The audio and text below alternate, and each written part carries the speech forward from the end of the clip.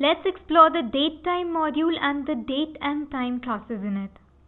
Import date from datetime.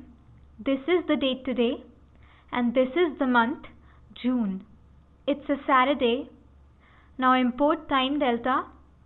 This is the date 5 days from now. Let's import time. This is the maximum time value possible. This is 12 p.m. Now it's 4:55 p.m. Let's do some problems on this. Days from today. Write a function that takes in a number of days and returns the date that many days from today. This function takes the number of days, it adds a time delta of that many days to today and returns the date object. So 21 days from today, it is 6th July 2019. Age calculator. Write a function that takes in the date of birth and calculates the age today. This is the calculator function that takes a birth date as a string.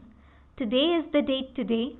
Extract the year, month and day from the birth date string by splitting it around the forward slash. Create a date object with these values.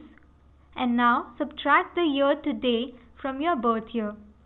If the month and or day today are less than those in your birth year, subtract 1 from this.